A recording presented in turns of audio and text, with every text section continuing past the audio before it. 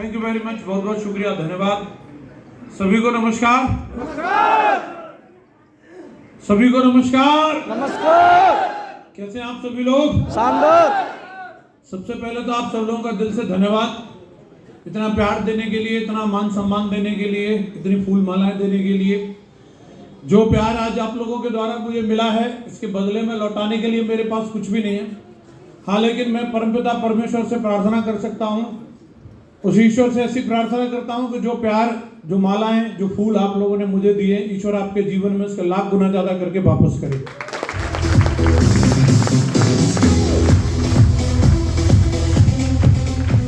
Thank you very much दोस्तों। आज का दिन हम लोगों के लिए बड़ा एक महान दिन है कि आज ये कार्यक्रम का आयोजन हुआ। रणवीर सर ने जिम्मेदारी ली और हम सब लोगों को आज यहाँ पर एकत्रित होने का मौका मिला। आज हमारे ग्रेट महागुरु जी जब यहाँ इस हॉल में मौजूद हैं तो हम सब लोग उन्हीं को सुनना चाहेंगे। यस या नो? मैं भी ज़्यादा वक्त जाया नहीं करूँगा आप लोगों का। और महागुरु जी जब आए हैं तो आज हम लोग पूरा फायदा उठाएंगे। ये अलग बात है, महागुरु जी मथुरा में ही रहते हैं और हम लोग मथुरा में कार्यक्रम कर रहे हैं, और यही एक वजह है। अदरवाइज इतने छोटे कार्यक्रम में महागुरु जी का समय मिलना इम्पॉसिबल है। लेकिन ये हम लोगों की खुशकिस्मती है कि महागुरु जी गाजियाबाद का समय कैंसिल करके हम लोगों के बीच में आए। तो हम तहे दिल से शुक्रिया अदा करते हैं महागुरु जी का। जोरदार तालियां होनी चाहिए गुरु जी के लिए। Thank you very much. आज मुझे आप लोगों से थोड़ी देर बातचीत करने का मौका मिला है। सबसे पहले तो मेरा दिल गार्डन हो रहा है। मथुरा में प्रोग्राम हो रहा है क्योंकि मैंने यहीं इन्हीं गलियों में काम की शुरुआत करी और यहीं से काम करके जो सपने देखे थे और एक एक सपने को मथुरा में रह करके पूरा किया है। और जब भी मैं मथुरा में कोई कार्यक्रम होता है, मथुरा से अगर कोई व्यक्ति क्यूएससी भी बनता है तो मेरे दिल को बहुत खुशी मिलती है कि अपना दल और बड़ा हो रहा है। तो मुझे आज जितने भी लोग सम्मानित हुए मंच पर, उनका सबका सम्मान दे करके दिल से बहुत खुशी है। और अभी इसके बाद में बहुत सारे लोग मंच पर सम्मानित होने के लिए आएंगे और मैं एडवांस में उन सब लोगों को भी बहुत बहुत बधाई देता हूं। आप लोगों के लिए कोई यूसीए नहीं हूं, कोई लीडर नहीं हूं, आपका छोटा भाई हूं। और आज यहाँ इस कार्यक्रम में बुलाया है, लंबा चौड़ा भाषण देने के लिए नहीं हूं। आप लोग जब बुलाओगे, जहां बुलाओगे, मथुरा के तो किसी भी गली, किसी भी कोने में जहां बुलाओगे वहीं आने के लिए तैयार है, आपके घर आने के लिए तैयार है। इतना मैं बताना चाहूंगा, जीवन बदलता है। ये अपॉर्चुनिटी आज हम लोगों को मिली है, किसी भी दोस्त के माध्यम से, किसी भी रिश्तेदार के माध्यम से, बस इसको हल्के में मत लेना। क्योंकि दोस्तों इसी बिजनेस की बदौलत आज मैं आपके सामने खड़ा हूं। और शेप शॉप की जो मेरी लॉगिन आईडी है, जो वहां से मुझे इनकम आती है, वो मैं किसी भी दूसरी चीज, चाहे कोई मेरे को बोले मैरिज होम खोल ले, होटल खोल ले, पेट्रोल पंप खोल ले, साला सबसे तगड़ी लॉगिन आईडी है, उसके बराबर कोई चीज फैलती नहीं है, कोई चीज फैलती नहीं है। एक लॉगिन आईडी को डेवलप किया है, एक लॉगिन आईडी को, हेलो, करोड़ों के हिसाब से पैसा आता है, करोड़ों के हिसाब से। हेलो, और खास बात यह है बिना झंझट के आता है। हेलो, मैरिज होम खोल लेता, साला कहीं मीटिंग कर रहा हूं और वहीं से फोन आ रहा है, डीजे पे लड़ाई हो गई है, आजा। कोई लफड़ा नहीं, बिना टेंशन के, इंडिया में रहे, इंडिया के बाहर रहे, टनाटन। हेलो, तो जो लॉगिन आईडी मेरी क्रिएट हुई थी वही लॉगिन आईडी आपकी क्रिएट हुई है, बस इसको डेवलप करने की जरूरत है। हेलो, और एकदम से नहीं होता। आज अगर आप किसी को देख रहे हैं 30 साल का, 40 साल का व्यक्ति है और एक बच्चा पैदा हुआ है, आप दोनों की बराबरी नहीं कर सकते। लोग ज्वाइन होने के तुरंत बाद सोचते हैं, अच्छा तुम्हारी तो BMW आ गई, हमारी कब आएगी? आएगी, हमने 20 साल लगाई है, पहले 20 साल तो लगाओ तब आएगी। हेलो, ऊपर वाले तेरा जवाब नहीं, तेरा जवाब नहीं, कब दे क्या दे हिसाब नहीं, ऊपर वाले तेरा जवाब नहीं, कब दे क्या दे हिसाब नहीं। Thank you. अगर घर करना तो टाइम नहीं है। हाजी, आज 7 डायमंड है। अनेक जी मेरे से पूछ रहे थे गुरुजी सिल्वर को माइक देना, मैंने कहा सारे डायमंडों को भी मिल जाए, यही बड़ी बात है, आप सिल्वर की बात कर रहे हो। हेलो, क्योंकि दोस्तों हम महागुरु जी को सुनेंगे और आप लोगों को एक हमारी जैसी परंपरा एक टाइम फ्रेम के अंदर हमें मीटिंग खत्म करनी होती है, उस टाइम फ्रेम के अंदर हम लोग मीटिंग को खत्म भी करेंगे। तो मैं आपको बताना चाहूंगा, मैं जिस बिजनेस में आया 2 सितंबर 2004 को, कईयों की डेट ऑफ बर्थ इसके बाद की होगी। जब मैंने इस प्लान को देखा, आगरा गया था, अवध वेंकट हॉल में, मेरे ही गांव के हरिंदर सर हैं, हम दोनों दुकान चलाते थे, सादाबाद के पास हमारा गांव है, और वहां पे हम लोग गांव में दोनों लोग रहते थे। तो एक दिन हरिंदर सर ने बोला कि जिंदगी बदलने का मौका है। ये वाला शब्द मैंने हरिंदर सर के मुंह से पहले कभी सुना नहीं था, क्योंकि काटने की बात करते हैं, गुजारे की बात करते हैं, फट रही है इसकी बात करते हैं, मर रहे हैं कट रहे हैं इसकी बात करते हैं, जिंदगी बदलने की बात। और ये आदमी, मैंने कहा यार कुछ गड़बड़ लग रही है, कोई 2 नंबर का काम है क्या? बोले नहीं, चल के देखो बढ़िया काम है। तो मैं गया, वहां पर जाकर के मैंने प्लान देखा, और मैं आपको बताऊं, पहली बार में मुझे प्लान समझ में आ गया और बढ़िया लग गया। मैंने कोई सवाल भी नहीं किया, क्योंकि मैं जहां रह रहा था वहां से यहाँ के लोग मुझे थोड़े साफ सुथरे से दिख रहे थे। मैंने कहा जाना कुछ नहीं मिलेगा तो कम से कम ठीक ठाक तो रहेंगे, टाई वाई लगाएंगे, क्योंकि मुझे गेट पे ही रोक लिया था। मैं चप्पलों में गया था, शर्ट बाहर थी, बोले ऐसे एंट्री नहीं होती। हम बड़े तोप सिंह समझ रहे थे अपने आप को, ले हमें कंपनी की लायक ही नहीं है। तो मेरे को समझ में आया मैं कंपनी बढ़िया है, मैंने ज्वाइन कर लिया। इन शॉर्ट स्टोरी ये है, बाद में मेरी गुरुजी से भी मुलाकात हुई, बताया हरिंदर सर ने, सर जो हमारे साधवास से ही हैं और जो है हमारे सीनियर हैं, और गुरुजी से मुझे मिलवाया और बताया गुरुजी के बारे में। माँ गुरुजी जो है गवर्नमेंट टीचर हैं और टीचिंग की नौकरी छोड़ के इस बिजनेस को कर रहे हैं। मेरे तो 1000 सवालों का जवाब इसी बात में था। हम जो अपनी डिक्शनरी में भी नहीं लिखे, जैसे कई लोग बोलते हैं मेरा सपना था मैं फौजी बनूंगा, पुलिस वाला बनूंगा, टीचर बनूंगा, पायलट बनूंगा, ऐसे लोग बोलते नहीं बोलते? बचपन से मेरा सपना, मेरा कभी सपना भी नहीं था कि मैं मास्टर बनूंगा, बिल्कुल भी मेरी लिस्ट में भी नहीं था। अपनी अपनी औकात सबको पता रहती है ना, और अगले आदमी बन के बैठे, और फिर बनना बड़ी बात है, उससे भी बड़ी बात उसे छोड़ना। तो कहीं ना कहीं उससे बड़ी चीज मिली होगी। यस या नो? सेंटरों को कब बेचेगा आदमी? जो सफारी मिल जाए। यस या नो? तो हम समझ गए कि सेफ शॉप सफारी नहीं है, फरारी है। और मैं उस दिन से ही कभी नेगेटिव नहीं हुआ। माँ गुरु जी मेरे प्रेरणा स्रोत रहे डे 1 से। माँ गुरु जी के माध्यम से माँ गुरु जी माधव सर से मुलाकात हो गई। माँ गुरु जी लोगों का पूरा डे 1 से मेरे ऊपर आशीर्वाद रहा। मैं इतना ज्यादा एजुकेटेड नहीं था, मेरे अंदर इतनी बुद्धि नहीं थी, मेरी इतनी एज भी नहीं थी, लेकिन गुरुजी लोगों की समझ, गुरुजी लोगों की बातें हमेशा मेरे ऊपर असर करती थी।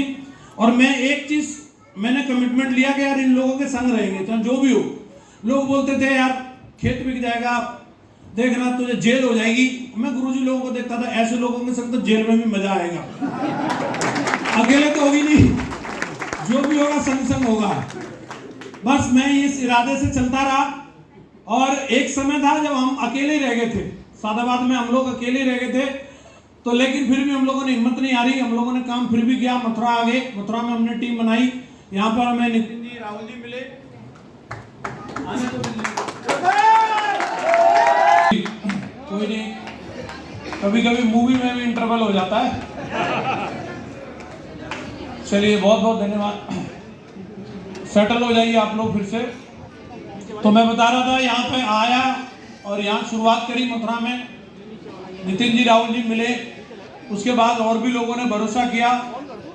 दूसरी तरफ मुझे लाल बहादुर शर्मा जी मिले, खुर्जा में जाकर के मैंने काम की शुरुआत करी। और वहीं से मुझे रणवीर सर भी मिल गए, रणवीर सर के माध्यम से ही शैलेंद्र जी मिल गए, उनके माध्यम से सतवीर जी मिल गए, और बाकी पूरी सेना जो आज यहाँ पर है। अकेले चलने की शुरुआत की थी। और कई बार ऐसे मैं पूछता भी था बीच बीच में हरिंदर सर को, क्योंकि उस टाइम पे जब हम लोग काम कर रहे थे तब ओम प्रकाश सर डायमंड थे, उनकी 10,000 की टीम थी। तो हमें ऐसा लगता था हमारी 10,000 की टीम कब बनेगी, और कौन वो लोग होंगे जो हमारी टीम में 10,000 कहां से आएंगे। शुरू में फाउंड नहीं होता। यस या नो? तो लेकिन सर बोलते थे कि चलते रहो, आज नहीं तो कल टीम बनेगी। और सिस्टम में रह करके एक एक चीज को सीखा, समझा, और ये भरोसा हुआ कि हाँ 10,000 नहीं, इससे ज्यादा की भी टीम बन सकती है। बस हमें काम करते रहने की जरूरत है, प्रोसेस में लगातार बने रहने की जरूरत है। यस या नो? आप जब एक किसान आदमी जब एक बीज बोता है तो उसको उसमें टेक्निकली जानने की जरूरत नहीं है कि उसकी जड़ें कैसे निकलने वाली हैं, उसमें आलू कैसे बन रहा है, कि उसमें से कैसे क्या होने वाला है, वो सब प्रोसेस है। आपका काम है कि आप उसमें बीज बो दीजिए। गेहूं है, गन्ना है, जो भी आप फसल उगाते हैं वो ऑटोमेटिक प्रकृति अपना काम करती है। और वही मेरा काम था कि मैं अपना काम सिस्टम के माध्यम से करता रहा। सिस्टम ने जो बोला पॉजिटिव रहना है, परिस्थिति कैसी भी रही हो। हेलो, मुझे याद है कि यहाँ पर मथुरा में तहसील पे हम लोग थे, मैं और राहुल जी एक बंदे को प्लान दिखा रहे थे, वो टीचर थे। तो हमने उनको बोला कि सर आपको एक जानकारी देनी है। बोला हाँ हाँ बिल्कुल बिल्कुल, इतने प्यार से बोला कि मैंने ये तो बहुत बढ़िया आदमी है। अरे यहाँ खड़े खड़े नहीं, आओ चाय की दुकान पे बैठते हैं। और चाय वाले को बोला 3 चाय दे दे भैया, और बोला मैं अभी टॉयलेट करके आता हूँ। 17 साल हो गए अभी तो लौट के नहीं आए। तो ऐसा भी होता था, हमें चाय पीनी नहीं थी, फिर भी 3 चाय के पैसा फालतू में देने पड़े। नहीं बंद करना था, नहीं बात करनी थी, कोई बात नहीं, कम से कम 30 रुपए तो नहीं जाते। हेलो, वृंदावन में गए हम, एक जगह एक डॉक्टर साहब को प्लान दिखा रखा था, हम उनका फॉलोअप करने के लिए गए, डीडी लेने के लिए। तो उन्होंने भी बोला हाँ आ गए आप, बहुत बढ़िया, आ जाओ बैठो। तो बोला कौन सा प्रोडक्ट दिलवाओगे, जो आपको अच्छा लगे। बोले ठीक है मैं पैसा लेके आता हूँ। और हम क्लिनिक में बैठे और हमें थोड़ा सा डाउट तो हो रहा था, मैं डॉक्टर साहब आएंगे कि नहीं आएंगे। राहुल जी बोल रहे थे नहीं सर ऐसा तो हो नहीं सकता, क्लिनिक छोड़ के आदमी कहां जाएगा। पेशेंट भी बैठे, 17 साल से अभी तो वो भी नहीं लौटे। पेशेंट भी ये कह रहे हैं, बोले भैया तुम्हारी क्या चक्कर है, तुम्हारे कोई पैसा उधार आ रहे थे। डॉक्टर साहब तुम्हें देख के भागे, पेशेंट भी चले गए, बैठ बैठ के इंतजार करके डॉक्टर साहब नहीं आए। लेकिन मैं आपको एक बात बताना चाहता हूँ, ये सब चीजें, ये छोटे मोटे चैलेंज हैं, और यही छोटे छोटे चैलेंज आदमी को डिमोटिवेट कर देते हैं। और यही आपके एटीट्यूड की परीक्षा होती है। अगर आप इन्हीं चीजों से डिमोटिवेट नहीं हुए तो आप इस बिजनेस में इतिहास लिख सकते हैं। बाकी कोई अलग से डिग्री की जरूरत नहीं है, यहाँ पर कोई डिप्लोमा की जरूरत नहीं है, आपको करोड़ों रुपए के इन्वेस्टमेंट की जरूरत नहीं है। एक जिद होनी चाहिए कि अगर सामने वाले ने मना किया तो मैं रुक जाऊंगा या इसे करके दिखाऊंगा, बस एक यही अंतर है। बहुत सारे लोग आपको मिलेंगे, वो बोलेंगे हाँ हमने भी सेफ सब ज्वाइन की थी, हाँ हमने भी जसवीर की टीम में ज्वाइन की थी। बस उनमें और हम में एक ही फर्क है, उन्होंने करके छोड़ दिया और हम करते रहे। तो रिजल्ट ये है कि अकेले चलने की शुरुआत की थी, आज भारतवर्ष में 30 लाख से भी ज्यादा की टीम है।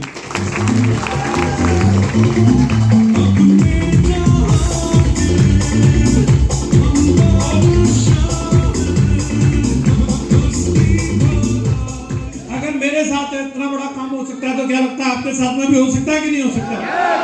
कुछ लोगों के मन में आता, जो लोग पहले जुड़ गए ना, असली मलाई उन्होंने खींच ली, अब कुछ नहीं पता, जूस निकल गया कंपनी का। बोलते लोग। मैं जानना चाह रहा हूं, एक कोई व्यक्ति ने आज से 20 साल पहले एमबीबीएस करी, आज वो डॉक्टर है, यस या नो? तो क्या जो आज एमबीबीएस करेगा कल वो डॉक्टर होगा या नहीं होगा?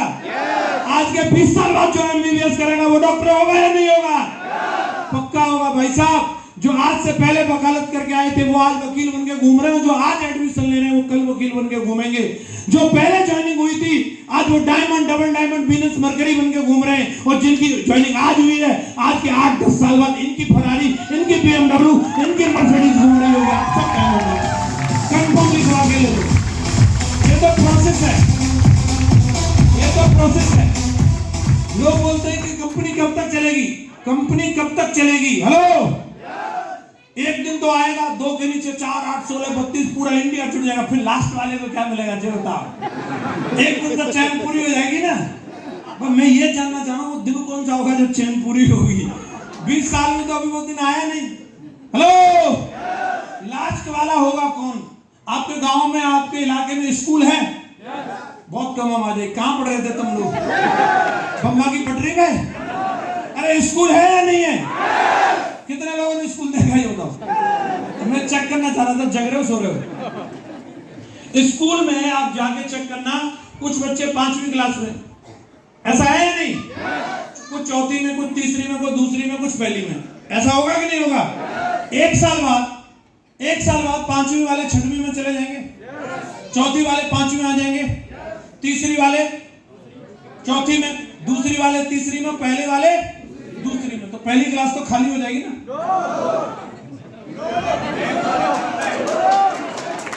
हो जाएगी या नहीं हो जाएगी? ऐसा इशारा करके बताओ हो जाएगी या नहीं? नहीं होगी। क्यों नहीं होगी? नया प्रोडक्शन तैयार है। और कब हो सकती है ये बताओ? आज के 10 साल बाद हो सकती है क्या? 20 साल बाद? कभी नहीं होगी। क्योंकि बच्चा आएगा, बड़ा होगा, 2-3 साल बाद स्कूल जाएगा, और हर एक जो 2-3 साल पहले पैदा हुए थे वो अब जा रहे हैं स्कूल। जो अभी पैदा हुआ वो 2-3 साल बाद जाएगा। यस या नो? तो स्कूल हमेशा चलते रहेंगे। कितने लोग बोलते हैं हमेशा चलते रहेंगे? भैया स्कूल से पढ़ेगा, पढ़ने के बाद में और पढ़ने से पहले ही उसको स्कूल शूज चाहिए या नहीं चाहिए? कपड़े चाहिए या नहीं चाहिए? कि मम्मी के पेट से लेके आएगा?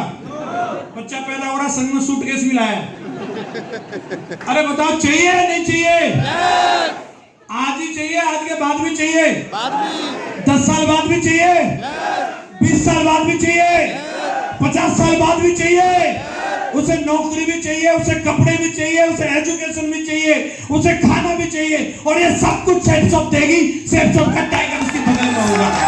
सेफ शॉप का टाइगर उसकी बगल में। ये कंपनी मैं बता रहा हूं, मैं काम कर रहा हूं इसमें 20 साल से, और जो लोग इंतजार कर रहे थे अब भागेगी अब भागेगी, तू मर जाएगा तब तक भी नहीं भागेगी। ऐसी चलती है।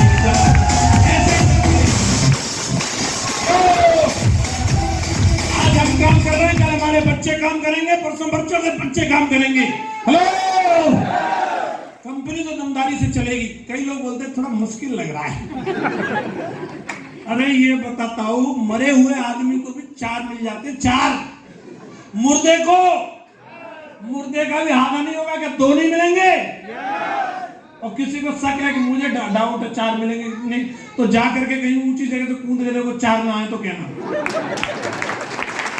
आएंगे कि नहीं आएंगे? और ये भी एक चेकिंग हो जाती है, अपना पराया भी तो पता चलना चाहिए ना। कई लोग इस भ्रम में जीते कि घर पे अगर दावत करी तो बहुत लोग आते सोचते हैं भाई हमारा तो बड़ा तगड़ा मामला है। तगड़ा मामला तब पता चलेगा तुम जाके प्लान दिखाओ, कौन अपना पराया 20,000 निकाल के दे, समझ लो अपना है। और जो बहाने मार रहा है ये सूखी पूड़ी खाने आता है किसी काम का